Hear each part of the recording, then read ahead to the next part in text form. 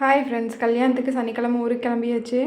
நாளைக்கு வந்து குலதெய்வ கோயிலில் கும்பாபிஷேகமா, அதனால இன்றைக்கி நைட்டே போகிறோம். நாளைக்கு மத்தியானம் ஆயிரும். சரி, இப்போ கொஞ்சம் நேரம் போய் சித்தி வீட்டில் இருந்துட்டு அப்படியே மாமா வீட்லேயே இருந்துட்டு கோயிலுக்கு போய்க்கலாம் அப்படின்ட்டு.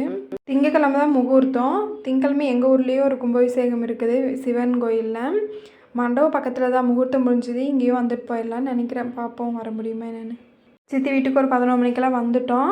இங்கேயும் லைட்டாக மழை தூரிகிட்டே இருந்துச்சு. அதனால் உள்ளே மட்டும் பெயிண்ட் அடித்து விட்டாங்க. அது வலிச்ச மாதிரியே தெரியுது பாருங்க. வெளியே வந்து வலிக்கல. அப்புறம் நாங்கள்லாம் வந்ததுக்கப்புறம் தான் அத்தை வலிச்சு விட்டாங்க.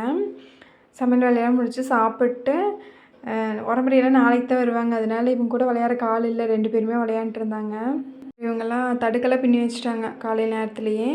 அதெல்லாம் கட்டுறக்க ஆரம்பிச்சிட்டாங்க. முன்னாடி கட்டுறக்கு ஒரு 2 பெரிய தடுக்கு பின்னி வச்சுருக்குறாங்க. பார்க்குறக்கே அழகாக இருக்குது. 2 ஓலையும் சேர்த்து ஒரே தடுக்காக ஜாயின் பண்ணிட்டாங்க. 2 தடுக்கு அந்த மாதிரி பண்ணியிருந்தாங்க. அழகாக இருக்குது பாருங்க. அதில் தீக்ஷித் படுத்துட்டு விளையாண்டுருந்தான். பொண்ணு பிள்ளைக்கு ஒரு வேலை இல்லை, ஜாலியாக நின்றுட்டுருக்குறாங்க. நாளைக்கு இந்நேரம் ஒரே பிஸி தான். முன்னாடி கட்டி இருக்கும்போது கரெக்டாக அண்ணாவும் மாமா பையனும் வாழை மரமெல்லாம் கொண்டு வந்துட்டாங்க. மாமா பையனுக்கு சித்தி பிள்ளைக்கு கல்யாணம் வச்சு இங்கே போகிறதா அங்கே போகிறோமான்னு ஒரே குழப்பம். 2 பக்கமே போகணும் தான். இன்றைக்கி இங்கே வந்துட்டு நாளைக்கு அங்கே போகலான்னு நினச்சோம். ஆனால் நாளைக்கு வந்து கும்பாபிஷேகம் இருக்குதா, அதனால் போக முடியாது. இன்றைக்கி சாயங்காலம் போயிட்டு தான் போகணும் கோயிலுக்கு.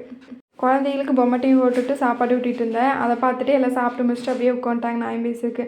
அப்புறம் ப்ளவுஸ் எல்லாம் வாங்கிட்டு வந்தாங்க. அதையெல்லாம் பார்த்துட்டு அப்படியே பூ கட்டிகிட்டு இருந்தோம். 3 மணிக்கு மேலே ஆயிடுச்சு. சரி ஊருக்கு கிளம்பலான்ட்டு அப்படியே அதே ஊரில் தான் நகையா வீடு இருக்குதா, அங்கேயும் போய் ஒரு டீ வச்சு குடிச்சிட்டு குட்டீஸ் கொஞ்சம் நேரம் தான் விளையாண்டாங்க. போகலாம் போகுது அப்படின்ட்டு கிளம்பியாச்சு.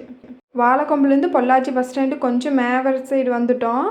அதுலேருந்து டிராஃபிக் ஆயிடுச்சு.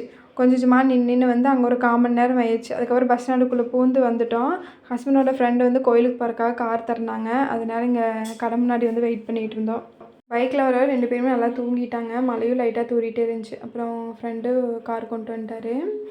பைக்கை அவர் ஃப்ரெண்டுகிட்ட கொடுத்துட்டு கார் வாங்கிட்டு நாங்கள் ஊருக்கு போகிறக்காக வந்தால் மறுபடியும் டிராஃபிக்கு. இன்றைக்கி டிராஃபிக்லேயே 1 மணி நேரம் போச்சு. நீ மாமா வீட்டுக்கெல்லாம் போக முடியாது. ஸ்ட்ரைட்டாக ஊருக்கு போய் கிளம்பிட்டு கோயிலுக்கு தான் போகணும். பின்னாடியும் பாருங்கள் எவ்வளோ நிற்கிதுன்னு. ஃபுல்லாக காருக்கு தான். பைக்காக இருந்தாங்க கூட பூந்து போயிடலாம்.